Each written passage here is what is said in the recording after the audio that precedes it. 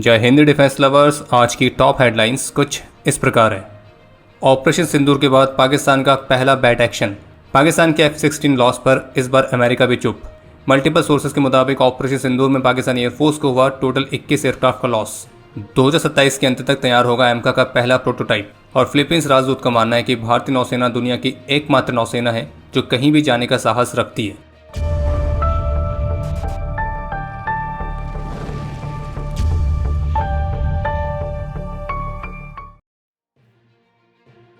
Latest reports के मुताबिक 12 और 13 अगस्त की रात को पाकिस्तान ने एक बार फिर से LOC पर नापाक हरकत करने की कोशिश करी थी, जिसमें उरी के पास LOC पर पाकिस्तानी आतंकियों ने घुसपैठ करने का प्रयास किया, लेकिन भारतीय सेना ने इस घुसपैठ की कोशिश को सफलतापूर्वक नाकाम कर दिया है। और मीडिया रिपोर्ट्स के मुताबिक इस घुसपैठ की कोशिश में पाकिस्तानी फोर्सेस की बैट टीम मुख्य रूप से शामिल थी और उनके द्वारा भारतीय फोर्सेस पर हमला भी किया गया था। और इसी फायरिंग में हमारे भारतीय सेना के एक वीर जवान जिनका नाम है हवलदार अंकित कुमार, तो उन्होंने अपने अदम्य साहस और वीरता का परिचय देते हुए अपना सर्वोच्च बलिदान दिया है। और रिपोर्ट्स के मुताबिक खराब मौसम के कारण वो जो बैट एक्शन टीम है वो किसी तरह से वापस से भागने में कामयाब रही थी। और पाकिस्तान की बैट टीम द्वारा LOC पर घुसपैठ की कोशिश भी खास करके उन कमेंट्स के बाद आई है जिसे पाकिस्तान के आर्मी चीफ, पाकिस्तान के पूर्व विदेश मंत्री, पाकिस्तान के रक्षा मंत्री और पाकिस्तान के प्रधानमंत्री, इन चारों की तरफ से एक के बाद एक भारत को वॉर की धमकी दी गई थी, जिसमें न्यूक्लियर थ्रेट भी मुख्य रूप से शामिल था। और चूंकि इस घुसपैठ में पाकिस्तानी फोर्सेस की बैट टीम को ही बताया जा रहा है, तो ऑपरेशन सिंदूर के बाद से LOC पर पाकिस्तानी आर्मी की तरफ से की जाने वाली पहली बड़ी उकसाने वाली गतिविधि है, जिसमें हमने अपने एक सोल्जर को खोया है। और जैसे कि भारत सरकार ने पहले भी कहा था कि अब से वे पाकिस्तान द्वारा किए जाने वाले किसी भी आतंकी गतिविधि को वो पाकिस्तान द्वारा किए गए एक्ट ऑफ वॉर की तरह ही लेंगे और उसी के अनुसार जवाबी कार्रवाई भी की जाएगी। बाकी इस घटना को लेकर आर्मी के चिनार कोर के ऑफिशियल एक्स हैंडल से जो पोस्ट की गई है उसमें ज़्यादा डिटेल्स में इस इंसिडेंट के बारे में नहीं बताया गया है, लेकिन इस बात को मेंशन किया गया कि कैसे ऑपरेशनल ड्यूटी के दौरान हमारे एक वीर ने अपना सर्वोच्च बलिदान दिया है। और फिलहाल भारतीय रक्षा मंत्रालय की तरफ से भी इस पर कोई ऑफिशियल कमेंट देखने को नहीं मिला है। वहीं इसके अलावा जम्मू कश्मीर के कुपवाड़ा में भी स्पेसिफिक इनपुट्स के आधार पर आर्मी और जम्मू कश्मीर पुलिस ने एक जॉइंट सर्च ऑपरेशन लॉन्च किया था। और इस ऑपरेशन के दौरान भारी मात्रा में वॉर लाइक स्टोर्स को बरामद किया गया है, जिनमें पिस्टल, एक्सप्लोजिव्स, एम्यूनिशन, ग्रेनेड्स ये मुख्य रूप से शामिल हैं। और फिलहाल ये ऑपरेशन अभी जारी है। 7 मई से 10 मई के बीच में पाकिस्तान की एयरफोर्सेस को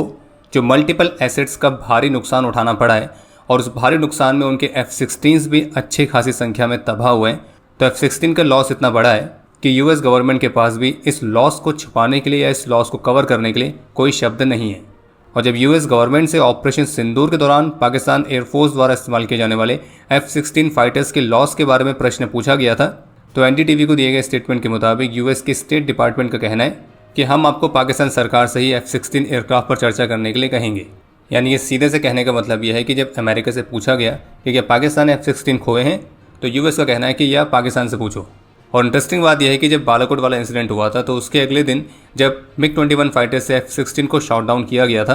हालांकि उस समय केवल एक ही F-16 था, तो उसके बाद US ने अलग अलग सोर्सेज के माध्यम से इस बात का क्लैरिफिकेशन दिया कि पाकिस्तानी एयरफोर्स की सर्विस में सारे F-16 बिल्कुल ठीक हैं और उनकी इन्वेंट्री में कोई भी F-16 मिसिंग नहीं है। यानी कि उन्होंने इसको कवर किया, लेकिन इस बार इतने सारे F-16 तबाह हुए हैं तो US चाहकर भी उन सारे लॉसेस को कवर नहीं कर सकता है। और शायद यही बड़ा कारण है कि US ने इस बार चुप्पी साधी है और वो ये कह रहे हैं कि इस पर आप पाकिस्तान से ही पूछो। और आपको बता दें कि अमेरिका को पाकिस्तान द्वारा ऑपरेट किए जाने वाले F-16 की स्टेटस के बारे में पूरी जानकारी रहती है, और वो भी उनके टेक्निकल सपोर्ट टीम्स के माध्यम से, जो कि पाकिस्तान में ही 24/7 पाकिस्तान के F-16 के यूजेस को मॉनिटर करने के लिए डिप्लॉयड है। और अमेरिका की जो ये टेक्निकल सपोर्ट टीम है ये पाकिस्तान में इसलिए डिप्लॉयड है क्योंकि F-16 को लेकर अमेरिका और पाकिस्तान के बीच में जो एग्रीमेंट हुआ है तो उसमें कंडीशंस भी हैं कि पाकिस्तान किस किस कंडीशन में F-16 का इस्तेमाल कर सकता है और किस में नहीं। तो वो कंडीशंस पाकिस्तान पूरी करे, तो उसी को सुनिश्चित करने के लिए US की जो टीम है ये पाकिस्तान में 24/7 रहती है। तो इसलिए ये कहना कि ऑपरेशन सिंदूर को लेकर F-16 के लॉसेस के बारे में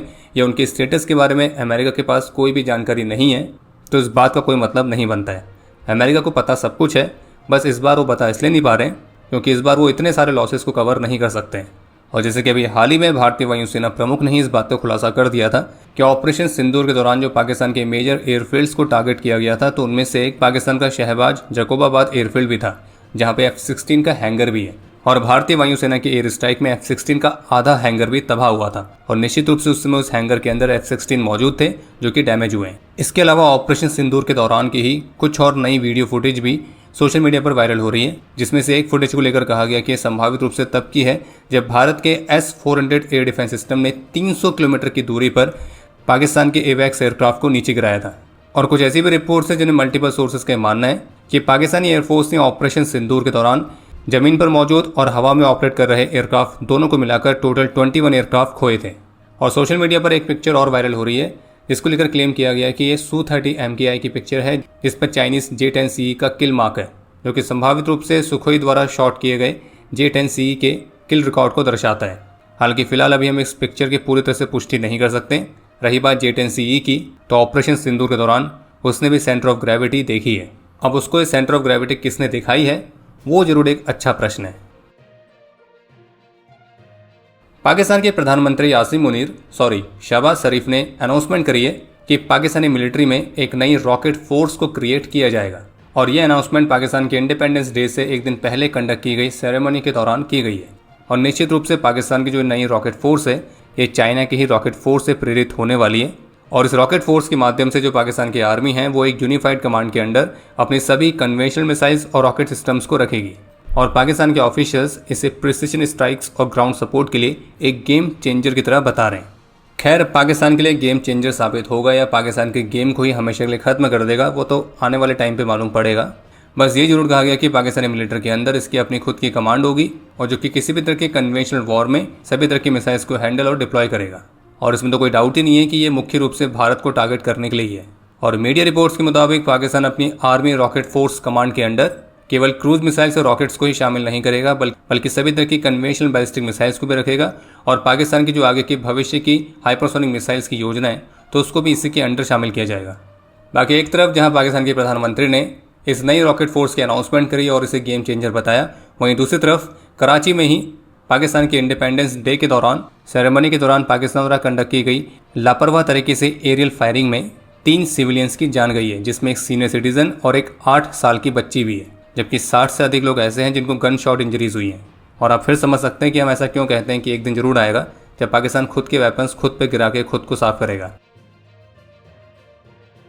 इस बार के स्वतंत्रता दिवस में इंडियन आर्म फोर्सेस और सेंट्रल आर्म पुलिस फोर्सेस के पर्सनल के लिए 127 गैलेंट्री अवार्ड्स और 40 डिस्टिंग्विश्ड सर्विस अवार्ड्स को अप्रूव किया गया है। गैलेंट्री अवार्ड्स में 4 कीर्ति चक्र, 15 वीर चक्र, 16 शौर्य चक्र, 2 बार-2 सेना मेडल्स, 58 सेना मेडल्स, 6 नौसेना मेडल्स, 26 वायुसेना मेडल्स, 7 सर्वोत्तम युद्ध सेवा मेडल्स, 9 उत्तम युद्ध सेवा मेडल्स और 24 युद्ध सेवा मेडल्स शामिल हैं। और इस बार के स्वतंत्रता दिवस में हमारे उन वीरों को भी गैलेंट्री अवार्ड से सम्मानित किया जाएगा जिन्होंने ऑपरेशन सिंदूर के दौरान अपने अद्भुत पराक्रम और जबरदस्त स्किल्स का परिचय दिया है। और जबकि ऑपरेशन सिंदूर के दौरान अदम्य साहस और वीरता का परिचय देने वाले BSF के भी 16 वीरों को गैलेंट्री अवार्ड से सम्मानित किया जाने वाला है। और जो 7 सर्वोत्तम युद्ध सेवा मेडल्स को अप्रूव किया गया है तो ये हमारे मिलिट्री की उन टॉप लीडरशिप को दिया गया है जिन्होंने ऑपरेशन सिंदूर के दौरान युद्ध काल में सर्वोच्च विशिष्ट सेवा दी है, जिनमें 4 भारतीय वायुसेना से, 2 भारतीय सेना से और 1 भारतीय नौसेना से हैं, जिनमें शामिल हैं एयरफोर्स के air marshal Narmadeshwar Tiwari, air marshal Nagesh Kapoor, air marshal Jitendra Mishra,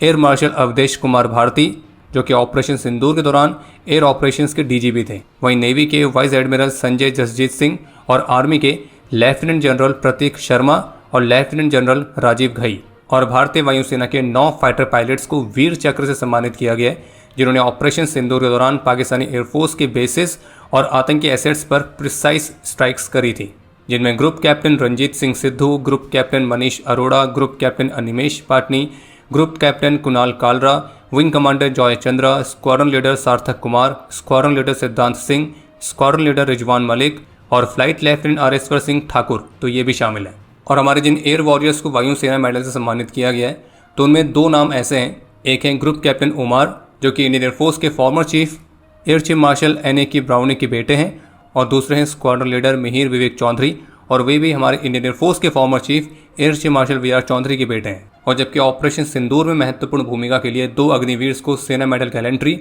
और एक अन्य को मेंशन एंड डिस्पैचेस से सम्मानित किया गया है।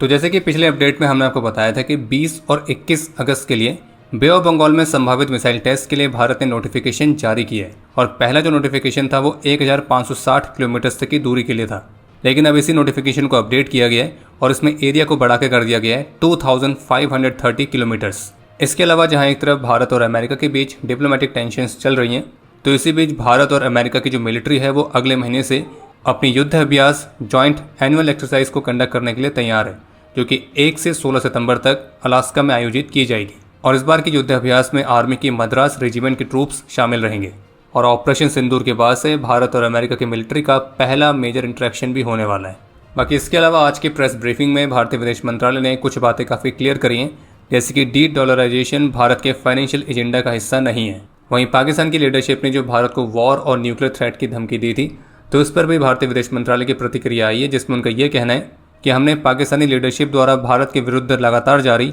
रैकलेस, वॉर मॉन्गरिंग और हेटफुल कमेंट्स की खबरें देखी हैं और अपनी नाकामियों को छिपाने के लिए बार बार भारत विरोधी बयानबाजी करना पाकिस्तानी लीडरशिप की जानी मानी आदत है और हम पाकिस्तान को अपनी बयानबाजी पर संयम रखने की सलाह देते हैं, क्योंकि किसी भी दुस्साहस के दर्दनाक परिणाम होंगे, जैसे कि हाल ही में पाकिस्तान ने देखा भी है। इसके अलावा एमका के प्रोजेक्ट डायरेक्टर के साथ एक्सक्लूसिव बातचीत में इंडिया टीवी की तरफ से बताया गया है कि एमका का पेपर ड्राइंग कंप्लीट हो चुका है और उम्मीद की जा रही है कि 2027 के अंत तक एमका का पहला प्रोटोटाइप रोल आउट किया जाएगा। बाकी अगर आपको एमका के बारे में और भी डिटेल में जानना है तो उस पर ऑलरेडी डेडिकेटेड वीडियोस हमने पहले बनाई हैं, आप उनके माध्यम से जानकारी प्राप्त कर सकते हैं। बाकी एक बहुत ही इंटरेस्टिंग सा अपडेट है कि अभी हाल ही में यूके में फिलीपींस राजदूत की तरफ से एक बहुत बड़ा कमेंट किया गया है भारतीय नौसेना को लेकर, जिसमें उनका यह मानना है कि इंडियन नेवी ही एकमात्र ऐसी नेवी है जो कि अपनी इच्छा के अनुसार कहीं भी जाने का साहस रखती है, जबकि वेस्टर्न नेवीज तो अपने अकेले में ही रहती हैं। और उनकी स्टेटमेंट खास तौर पर उस बात को दर्शाने के लिए है कि कैसे हाल ही में साउथ चाइना सी में इंडियन नेवी ने फिलीपींस नेवी के साथ मिलकर उनके एक्सक्लूसिव इकोनॉमिक जोन में जॉइंट पेट्रोलिंग कंडक्ट करी थी।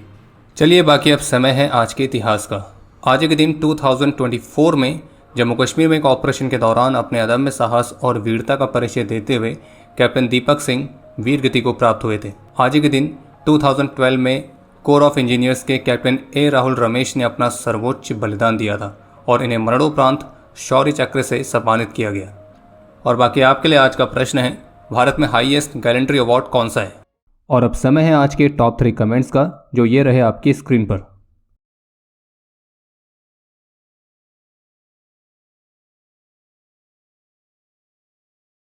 उम्मीद है आपको आज का एपिसोड पसंद आया होगा। पसंद आया तो वीडियो को लाइक करना ना भूलें। आपके कोई भी सुझाव या सवाल हो तो उसके लिए कमेंट सेक्शन ओपन है। और अगर आप डिफेंस रिलेटेड और भी एक्सक्लूसिव कंटेंट में दिलचस्पी रखते हैं तो आज ही प्ले स्टोर से डिफेंस स्क्वाड की सुपर ऐप को डाउनलोड करना ना भूलें। और अगर आप चैनल पर पहली बार आए हैं तो squadron.in पे जाके हमारे नए डिज़ाइंस को भी चेकआउट जरूर करें। बाकी जल्द मिलेंगे नए एपिसोड के साथ। तब तक के लिए जय हिंद, जय भारत।